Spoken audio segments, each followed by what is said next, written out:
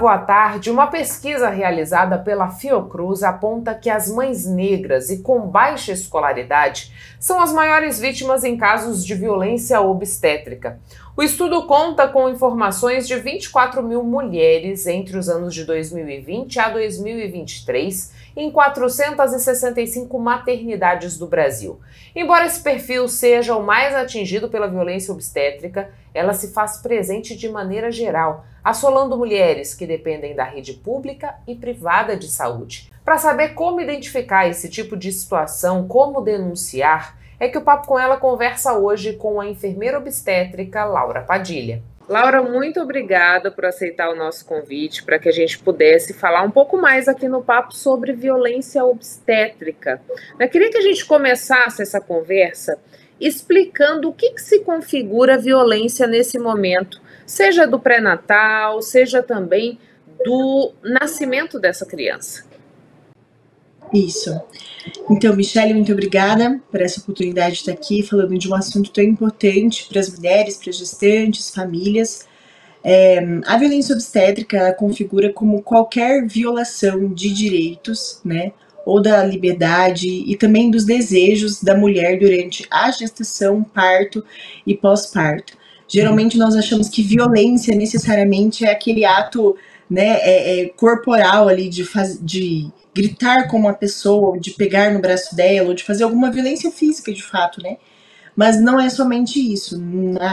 No que se fala, né, sobre violência obstétrica, também é relacionado a como a gestante é cuidada ou não cuidada, né? Não cuidada nesse processo de gestação e parto. Então, descaso, negligência, o uso, né, de procedimentos e técnicas que não são apropriadas para aquele momento. Por exemplo, Cristeler, que é aquela manobra em que sobe em cima da barriga da mulher, ou até mesmo uma cesariana sem indicação, quando não se fala de verdade quais são os riscos, os benefícios do procedimento, e submete-se a mulher a um procedimento em que ela não sabe o que é de fato. Isso também configura como uma violência obstétrica. Hoje, qual é o cenário que a gente vive em Mato Grosso, Laura? Na sua experiência, acompanhando cada vez mais mulheres, estudando a respeito disso, inserida nesse universo, né? O que a gente tem visto acontecer aqui no nosso estado? Sim. Então aqui a vivência do parto em Mato Grosso, ela reflete muito a vivência do país todo, né? Então nós somos o país que tem mais cesariana, né? O segundo país que tem mais cesariana no mundo. Então a gente tem em torno ali, segundo os dados do SINASC, né, do ano passado, 60% de cesariana. Então em Mato Grosso essa taxa acompanha a média nacional e isso reflete também como as mulheres estão sendo tratadas e vivendo esse processo de gestação.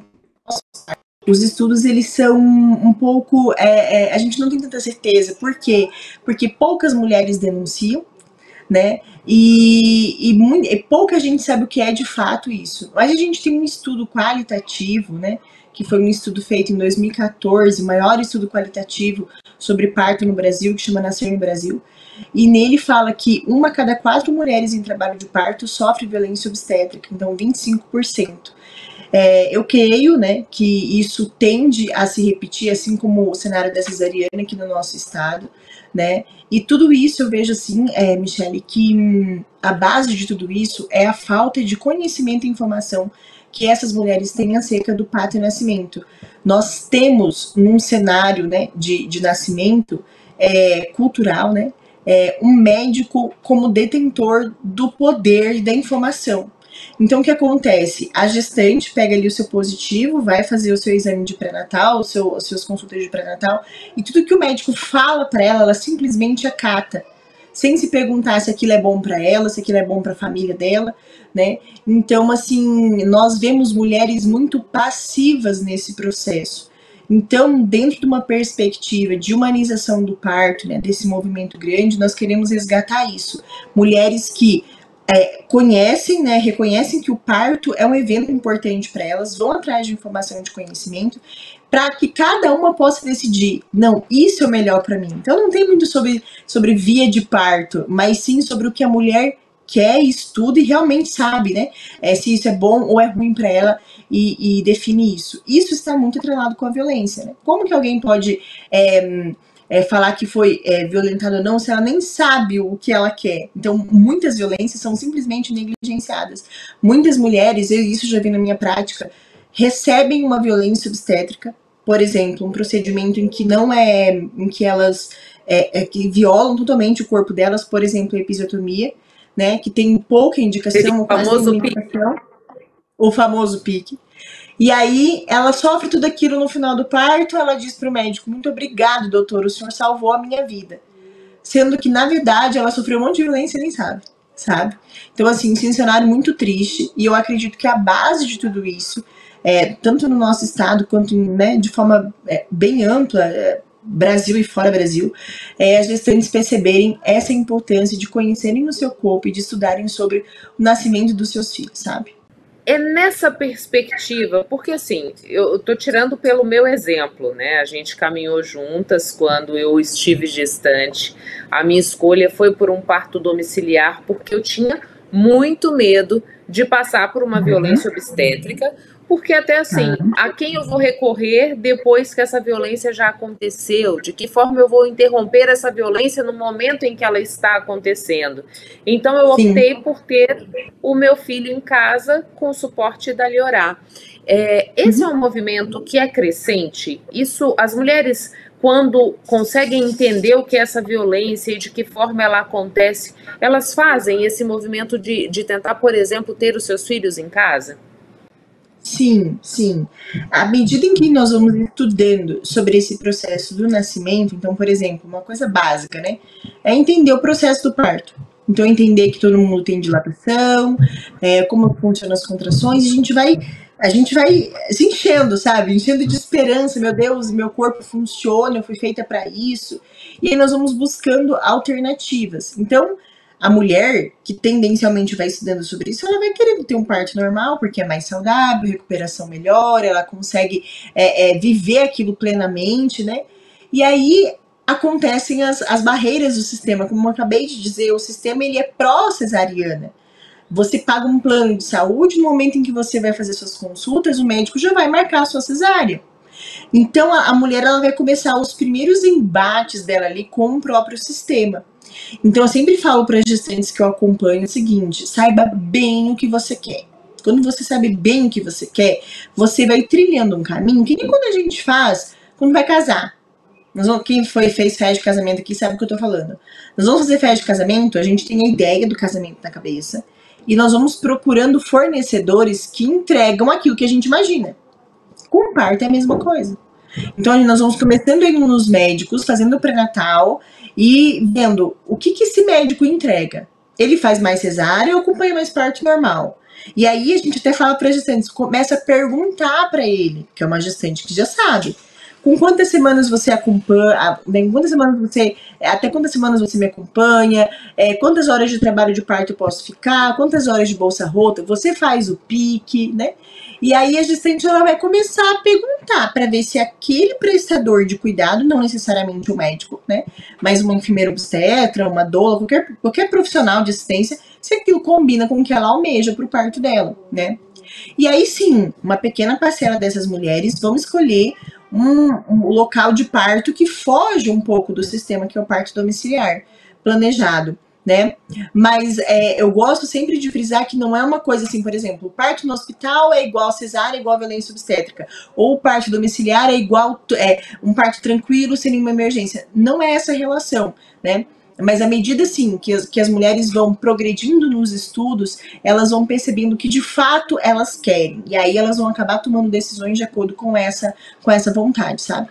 Laura, quando a gente traça um paralelo entre violência obstétrica e mortalidade materna, a gente pode dizer que uma caminha junto da outra, elas têm relação? Sim, existe algo na obstetrícia que nós falamos assim, que a obstetrícia moderna, a obstetrícia contemporânea, ela dá o veneno e vende o antídoto. O que quer dizer isso? Por exemplo, uma mulher que tem um parto fisiológico, que era para ter um parto fisiológico natural, quando ela entra dentro de um sistema, ela recebe um monte de intervenções. Que são essas intervenções? Ocitocina, né? Agora não muito, mas quando o parto normal surgiu dentro do hospital, era assim, muita ocitocina, a mulher ficava em jejum, se limitava nos movimentos, ficava sem acompanhante, né? Tudo isso, por incrível que pareça, ia prejudicando o parto, o funcionamento normal do parto, né? Então, por exemplo, a ocitocina, que é o sorinho, quando se usa muito, progride muito o ritmo das contrações. E toda vez que a gente tem uma contração, a gente tem menos aporte de oxigênio para o bebê. Então, se eu provoco muitas contrações além do normal, eu posso fazer sim com que esse bebê fixe oxigênio dentro do útero, ou com pouco oxigênio no útero, que nós chamamos de anóxia, né? Hipóxia, anóxia, né? Outra coisa que um sorinho em demasiado causa, depois do parto, ele causa um relaxamento da musculatura uterina, que nós chamamos de hemorragia pós-parto, né? Causada por atonia uterina. Então, tá vendo? É algo que é colocado sem nenhuma indicação, né? Nesse caso que eu tô dizendo, na mulher, e isso pode ter um efeito reverso. Isso pode ter um efeito que, inclusive, pode levar a uma morbidade, que é a mulher não morrer, mas quase morrer, né? Gerar doenças em relação à experiência de parto, ou até levar à morte, justamente porque foram indicadas coisas que não tinham momento, não era o momento apropriado, né? Não é demonizando, né, a questão das intervenções, porque essas intervenções, algumas têm indicações apropriadas, mas no sistema aconteceu isso. Todo mundo recebe a intervenção e grande parte dessas mulheres tem repercussões que pode sim levar a morbidade e mortalidade materna e neonatal também. Quando a gente pensa no contexto da violência obstétrica, você disse pra gente que não temos um estudo mais parrudo desde 2014, até pela dificuldade das mulheres em reconhecerem e denunciarem essas violências, né? Sim. Mas desse estudo de 2014, Laura, a gente tem um perfil da mulher que acaba sendo mais submetida a esse tipo de violência? Ou é geral, assim? Sim. Não, é uma questão geral, né? Eu vejo assim que isso extrapola tanto a questão de convênio particular, né? Mas eu percebo assim que as mulheres que tendem a ir para um plantão que é mais rotativo, ou seja, muitas mulheres parindo, isso favorece mais, que são as mulheres que usam o Sistema Único de Saúde, né? Então, é um plantão mais rotativo, entende? Então, quanto mais rápido for o parto, melhor, e aí tende-se a colocar mais intervenções para o parto ser mais rápido, né? Mas isso é apenas uma opinião, assim, uma visão que eu tenho, né? Isso é algo que que são tipos diferentes de violência, sabe, Michelle? Eu percebo. Existe um tipo de violência que é um pouco mais mascarado, por exemplo, um hospital em que se tem altas taxas de cesariana, mas que é um hospital com uma classe que atende uma população que tem mais dinheiro, por exemplo, é um tipo de violência diferente da violência que é feita, sei lá, no SUS, né? Então, uma se faz uma violência mais física, né? Tipo aquela, olha, não grita porque ano que vem você tá aqui de novo, cala a boca, essas coisas que se fala. E a outra é simplesmente levar as mulheres para repetidas cesarianas sem indicação e sem explicar para ela quais são os riscos de fato que tem aquele procedimento. Então, percebe que são violências de níveis diferentes, mas são todas violências, sabe? Laura, a gente entendeu um pouco do que é essa violência obstétrica, mas a partir de agora, a mulher que se reconheça nesse processo ou que percebe que passou por isso em algum momento da vida, ela pode fazer essa denúncia ainda? E onde é que ela denuncia essa violência? Sim. Então, nós temos duas vias, né, para fazer essa denúncia de violência obstétrica. Nós temos a via do Ministério Público, então a gestante precisa procurar o Ministério Público e abrir um processo, né, quando se abre um processo, se abre contra o profissional. E aí eu quero destacar que a violência obstétrica parece, quando a gente fala assim, que é assim, gestantes contra médicos. E não é isso. Não é que o médico é vilão, não é que o médico é ruim. Nossa, médicos salvam vidas, eles cuidam da gente, né, com todo amor e cuidado, enfim. Mas a violência obstétrica, ela pode ser cometida por qualquer pessoa, inclusive pelos próprios familiares da gestante, inclusive por equipe de enfermagem, por qualquer pessoa, por doula, por médico, por qualquer pessoa, né? Então, mas vamos pensando aqui, se for um profissional que atendeu a gestante numa unidade de saúde, num hospital. Então, ela vai entrar, né, com um processo no Ministério Público. É claro que isso vai envolver não só o profissional, mas também o hospital, porque o hospital também tem responsabilidade legal sobre aquela assistência, né? Então, essa é uma via. Ou também ela pode fazer uma denúncia ou reclamação na ouvidoria do hospital, né? Então, ali se abre um processo interno, né? É algo mais micro, né? Não é uma coisa, uma judicialização maior, mas ela pode fazer isso também na ouvidoria do hospital, tanto pelo convênio, quanto particular, quanto pelo SUS também, né? E aí se abre um processo naquela situação, né, para envolver aquela situação localmente. Mas tem essas duas vias, né? No Ministério Público e também no hospital. Lembrando, né, que toda gestante, ela tem acesso ao seu prontuário, ali tem tudo, né, que é necessário, que vai entrar ali. Se já passou, o prontuário vai ser revisado. Por isso é importante que a gestante, quando ela vai para o trabalho de parto dela no hospital, ela leve seu plano de parto, o plano de parto escrito, né? Ela pode escrever à mão, ou ela pode digitar o plano de parto, imprimir.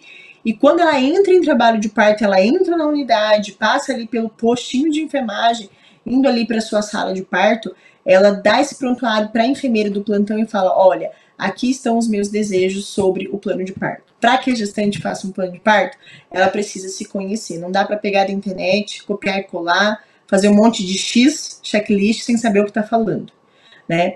Então ela precisa se conhecer, ela precisa entender do processo do parto e fazer boas escolhas. Se ela tem um plano de parto, ela tem um grande instrumento que a própria Organização Mundial da Saúde fala que vai protegê-la e ajudar a garantir os seus direitos. Então essas são as vias. Muito obrigada pelas informações, Laura. Obrigada, Michele. As relações familiares impactam diretamente na formação do indivíduo, uma vez que os pais ou os cuidadores diretos servem como referência. E como fica esse desenvolvimento quando a família é disfuncional? É sobre isso que eu falo hoje com a psicóloga Débora Bianchim. Débora, muito obrigada por aceitar o nosso convite para que a gente pudesse debater um pouquinho mais sobre famílias disfuncionais. Eu queria começar essa conversa dizendo assim, o que pode ser considerada uma família disfuncional? Bom, quero agradecer o convite, estou me sentindo lisonjeada em estar aqui hoje. Pergunta difícil, né? Vamos lá, família disfuncional. Quando eu falo de disfuncionalidade, eu estou falando de algum comportamento que foge do que a gente costuma considerar ali saudável. E por mais que pareça ser uma linha tênue, eu consigo identificar quando um comportamento é disfuncional, quando ele tira as funções da pessoa. Quando aquele comportamento afeta de maneira negativa no sujeito. Então, quando eu falo de famílias disfuncionais, eu estou falando de relações que acontecem e os sujeitos geralmente acontece dos dois lados, né? Não só os dois dependem um do outro, na verdade, nessas relações. E essa disfuncionalidade, ela faz com que os comportamentos saiam ali da linha do que é saudável. É como se as pessoas deixassem de lado o que é delas mesmas para viver algo que é junto, que não consegue ter separação ali entre o que me faz bem e o que não me faz bem. Então a gente pode dizer que essa relação disfuncional ela pode existir entre cônjuges, entre pais e filhos, entre, por exemplo, padrasto e enteado ou madrasta e enteado. Ela pode permear diversas relações que estão ali dentro da família, é isso? Uhum. Quem vive um cenário de relação disfuncional, isso não é uma regra, mas tende a propagar essa disfuncionalidade nas relações que ela tem na vida dela. Então, eu também estenderia aqui, mesmo que a proposta seja falar de relações disfuncionais de família, geralmente eu vou levar esse formato de relação, por exemplo, para as minhas amizades, que é algo que a gente não costuma imaginar. Uhum. Então, a disfuncionalidade, ela é do comportamento e não só da relação em si. E Débora, quando a gente pensa nessa disfuncionalidade, ela se apresenta porque um transtorno está ali presente, por exemplo, o narcisismo, a gente vê muito falar sobre mães narcisistas, né? Ou até mesmo dentro dessa relação em que tem violência presente, a violência doméstica. O que acaba originando esse comportamento disfuncional? Ele sempre está pautado em uma disfunção de comportamento mesmo dessa pessoa? Bom, aqui a gente precisa dar uma expandida. Uhum. Eu tenho sim casos em que o transtorno traz junto com ele a disfuncionalidade de comportamentos. E quando eu falar comportamento aqui, eu tô falando de pensamentos, tô falando de emoções, certo? Porque um vai desencadear o outro. Mas não só o transtorno em si. Quando a gente escuta o termo, né, mães narcisistas, eu fico um pouquinho assustada em como a gente naturalizou usar termos de transtornos ali para classificar qualquer pessoa. Quando, na verdade, nem toda mãe é narcisista, nem toda pessoa é narcisista, nem todo mundo tem um transtorno.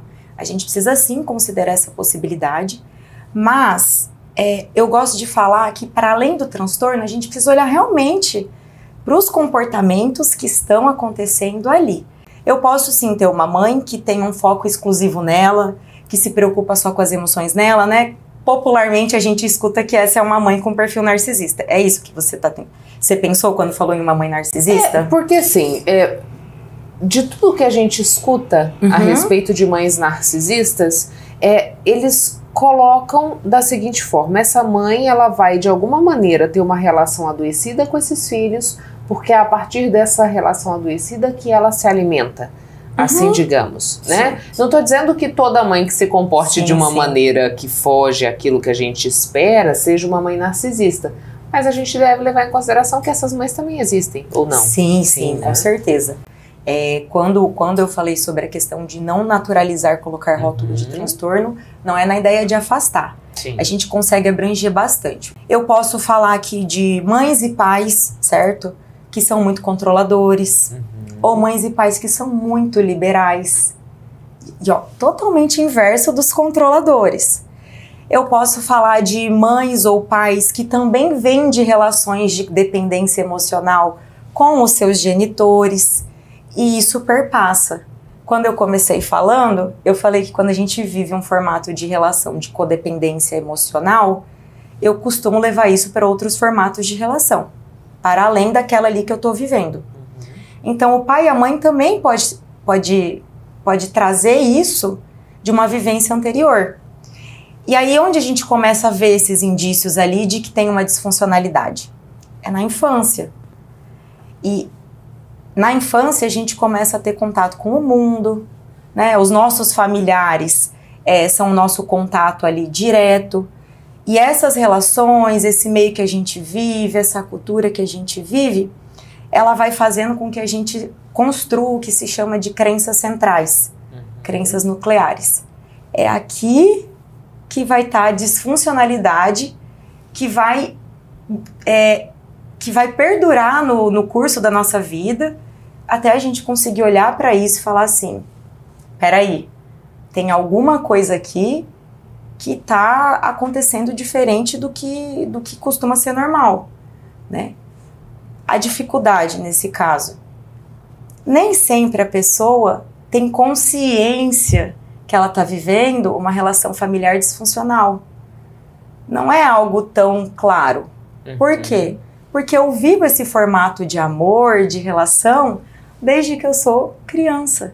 É por isso, Débora, que a gente costuma ouvir profissionais dizerem o seguinte: quando se busca ajuda para uma criança, o problema não está na criança, mas sim nos pais? É o que a gente costuma ver aí. De novo, é claro que eu não posso generalizar como uma regra, claro, né? Mas, de modo geral, é isso. Da onde aquela criança experienciou aquela emoção, aquele sentimento, de onde ela tirou aquela maneira de se comportar? Hoje, a gente está vivendo um cenário um pouquinho mais abrangente, porque as crianças costumam ter acesso à tecnologia, às telas, sem controle, muito cedo. Então, a gente tem muitos pais e mães que falam assim, ok, o que está acontecendo aqui?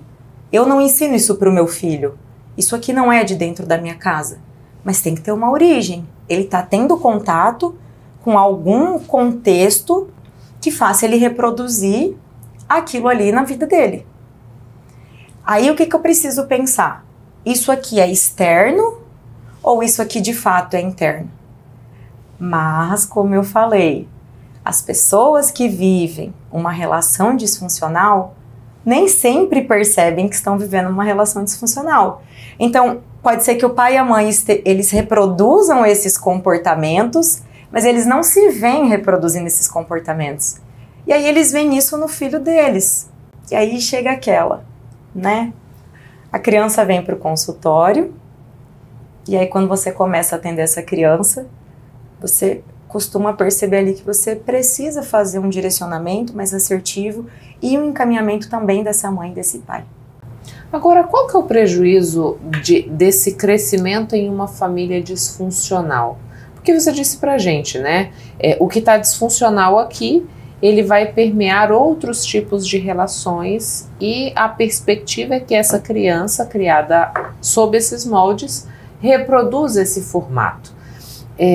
Isso vai para além das relações amorosas, de amizade. Isso também pode influenciar, por exemplo, a colocação dessa pessoa no mercado de trabalho? Sim.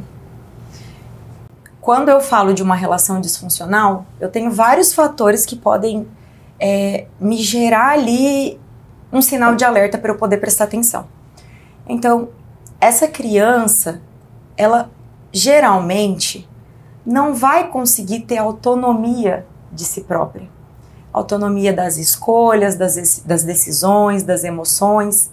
Então, quando ela se torna adulta, ela também continua sem conseguir ter autonomia e entender quais são as necessidades próprias dela.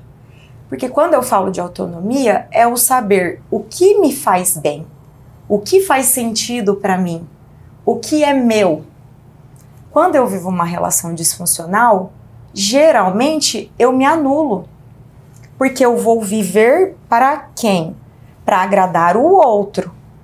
Eu vou me focar na relação como aquilo que eu tinha comentado, né? Um único interesse, uma única emoção, o adoecimento acontece ali e você não consegue saber o que mais é seu e o que é do outro. Por isso é disfuncional. Perde a função ali de relação. Então a pessoa, ela pode ter a segurança, ela pode não se sentir segura, né? Então a gente tem que trabalhar ali a autonomia, a segurança, a autoconfiança, para ressignificar algo que no curso da vida foi criado ali, foi estabelecido crenças que a gente precisa romper para além delas. É como se aquele pensamento, ele é distorcido, então ele tem um viés negativo, e eu preciso transformar isso, para essa pessoa conseguir entender o que vai fazer bem para ela. Débora, ok, te perguntei ali, né, como que isso afeta nos cenários atuais. Eu vou ter um adulto que não consegue entender o que ele quer. Ele não sabe onde ele se sente bem, ou ele pode até saber, mas dependendo da crença que foi estabelecida ali na infância, ele não consegue romper com essa crença. Está sempre se limitando. Se limita. Então, por exemplo, foi criado por uma mãe que falava o tempo inteiro assim, quando você crescer você vai me abandonar, eu sei disso. Mas tudo que eu faço é para você. Tudo que eu faço é para o seu bem. Mas eu sei que você vai me abandonar. E aí você cresce e você consegue encontrar um bom trabalho, você consegue se relacionar com alguém, mas tem insegurança nessa relação, tem um sentimento de abandono. Mas se minha mãe me dizia que eu ia abandoná-la, mesmo ela me dando tudo, e eu vivia naquilo ali até quando estava me incomodando, eu vou ter que me manter aqui, porque senão eu não vou ser amado. Eu sabia que a minha mãe não ia me amar se eu abandonasse ela. E aí eu tô falando aqui que a pessoa tem um bom trabalho, tudo bem. Ela desempenha tão bem a função dela que ela é promovida. Ou ela vê aí novas oportunidades surgindo, mas para isso ela precisa, por exemplo, se mudar de cidade. Não vai. Ela cresceu ouvindo que aquele abandono seria uma prova, uma constatação de que ela não ama aquela mãe que fazia tudo para ela. Então, como essa pessoa escolhe essa oportunidade de trabalho sem sofrer? Não é possível se não olhar para isso, né? E tentar trabalhar essa questão com uma ajuda profissional. Isso. E Débora, quais são os momentos? Você trouxe um exemplo que eu acho que acaba virando uma dor e a pessoa pode provavelmente buscar uma ajuda para entender o que está acontecendo. Mas queria que a gente dissesse assim, em quais momentos é que essa chave vira que eu entendo que eu preciso olhar para mim, para aquilo que me limita, até chegar no entendimento de que aquele modelo vivido era um modelo disfuncional e que ele precisa ser ressignificado? Essa é uma resposta que eu vou ter que dizer assim, eu não vou agradar na resposta. Nem sempre essa chave vai virar. É aqui que a gente estava falando da subjetividade do ser. Cada pessoa tem uma chavinha diferente. E eu preciso avaliar o que nesse sentido? A força, a intensidade dessa crença que foi estabelecida lá na infância.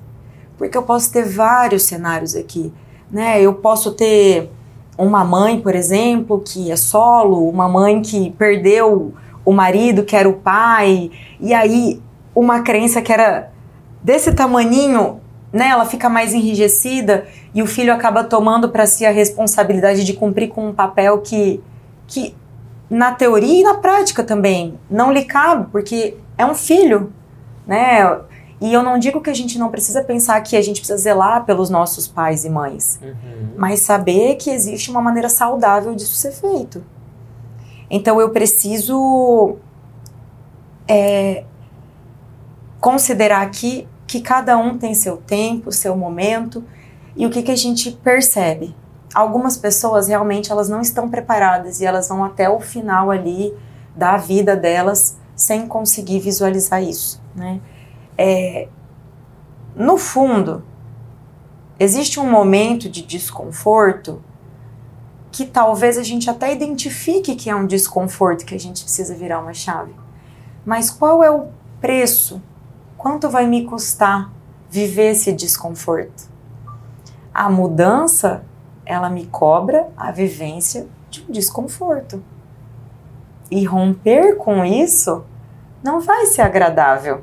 Então a gente vê muito em consultório pessoas que elas vão numa crise ali de não estar mais dando conta.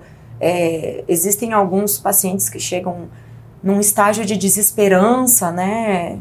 De não acreditar mais que vão conseguir sair daquilo.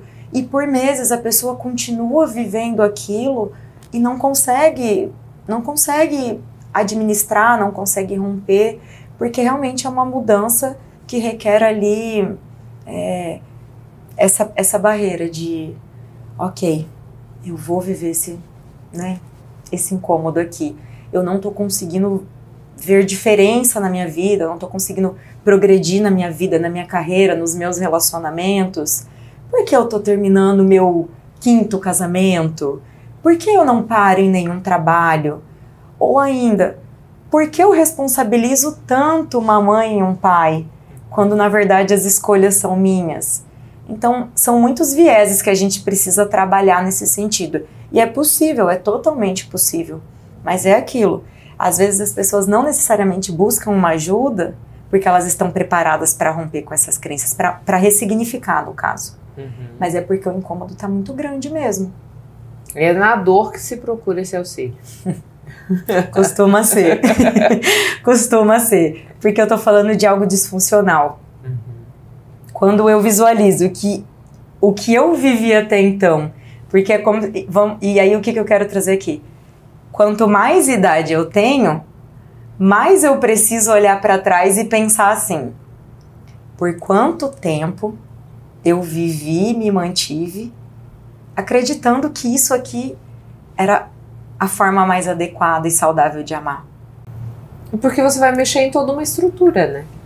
Sim. Então, quanto mais tempo passa, mais difícil é de fazer isso. Seria essa a lógica? Isso. Uhum. Muito obrigada pelas informações, Débora. Imagina, Michele, obrigada.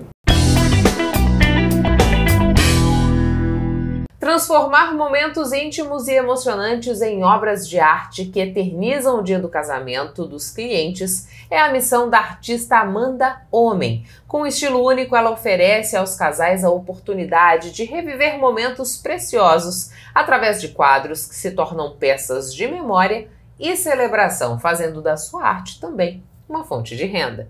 Amanda Homem sempre trabalhou com diferentes formas de arte, mas nunca imaginou que um dia se dedicaria a criar obras inspiradoras de casamentos. Hoje, transformar momentos íntimos e emocionantes em arte é a sua missão. Eu sou artista visual, né?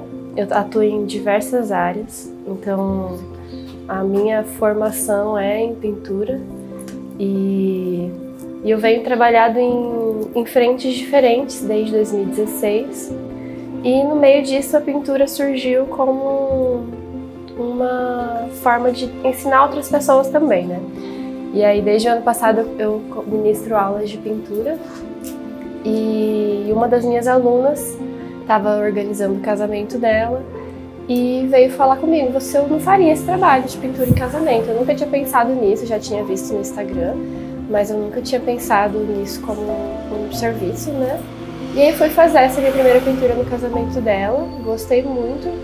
E a partir disso surgiram outros trabalhos, tem surgido mais demanda, né, a partir dessa primeira experiência.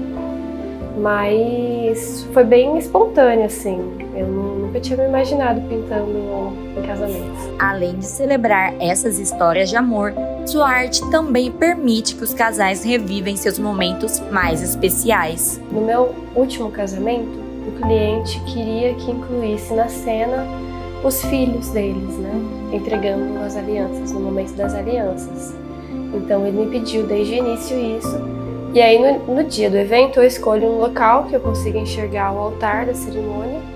Eu tiro uma fotografia, porque geralmente esses casamentos são feitos num horário em que muda muito o sol, né? Então das 4h30 às 6 horas, que é mais ou menos o período de cerimônia que tem acontecido, o sol já mudou demais, então eu registro com uma fotografia e vou me baseando através dela. Aí quando chega o momento das alianças, por exemplo, ou o momento do beijo, aí eu tiro uma foto novamente para ter uma referência, porque passa muito rápido, né?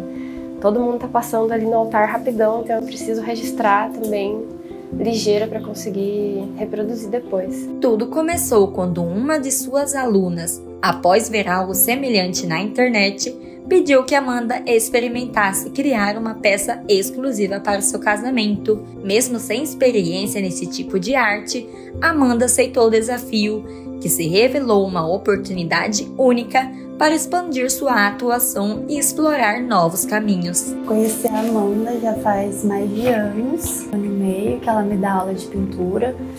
E eu comecei a planejar meu casamento e eu sempre gostei muito de assistir aqueles vídeos que pintam os quadros e aí mostra para os noivos. Acho que sempre foi muito bonito ver esse tipo de vídeo.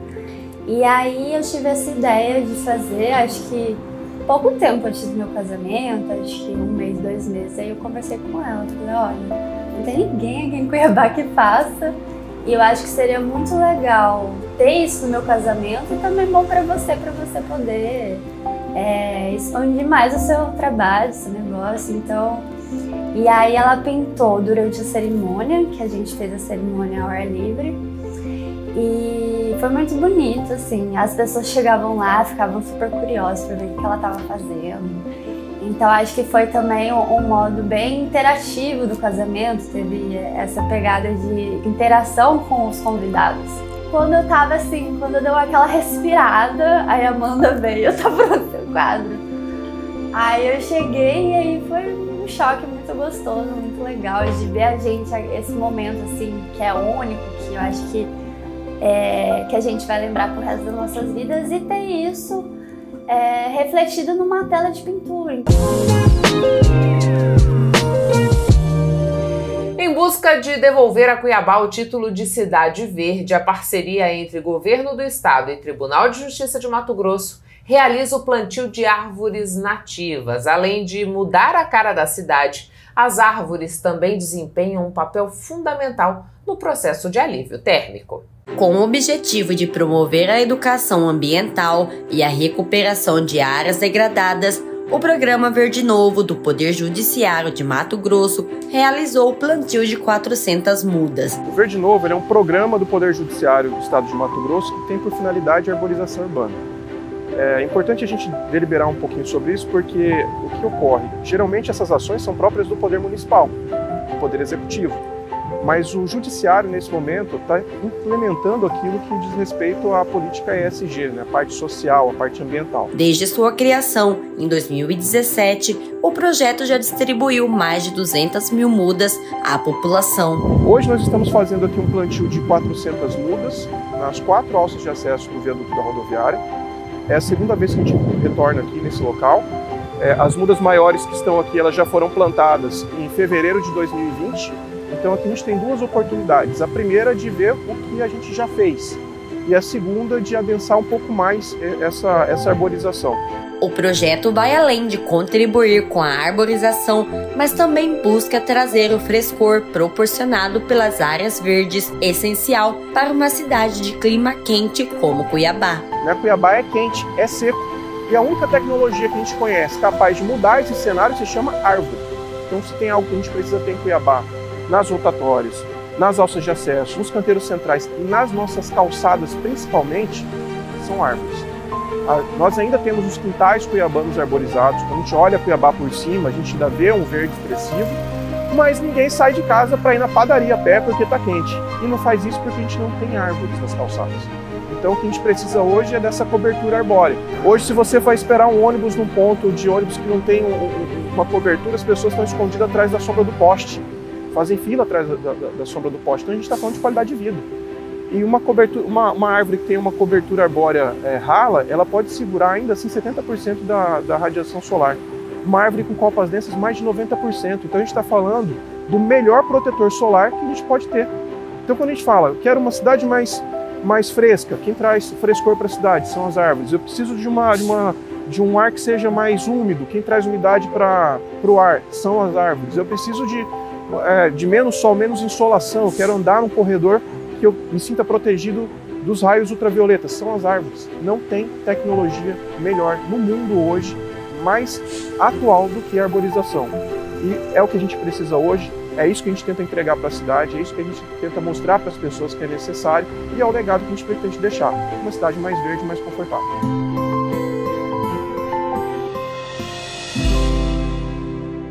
Hoje o Papo Poesia é protagonizado pela imortal Cristina Campos, ela que ocupa a cadeira 16 na Academia Mato Grossense de Letras. Onde antes era mata ciliar, plantam eucaliptos, monstros chupa-águas. Vinde e vede, aos pingos a fonte verte sua mágoa, e em breve não saciará nenhuma sede. Ressente-se a vida resseca. Chegamos ao fim de mais uma edição do Papo com Ela. Eu agradeço a você que ficou comigo até este momento. É sempre uma honra poder contar com a sua companhia. Mas antes de ir embora, eu vou te fazer um pedido. Siga o Papo com Ela no Instagram, no Facebook, no TikTok. Inscreva-se no nosso canal no YouTube. Lembrando que você pode mandar sugestão de assuntos que gostaria de ver aqui no Papo com Ela. Você pode fazer contato através das nossas redes sociais ou por esse endereço de e-mail que aparece na sua tela. Tenha um excelente fim de semana. Na sexta que vem a gente está de volta e eu quero muito poder contar com a sua companhia. Um beijo e até lá!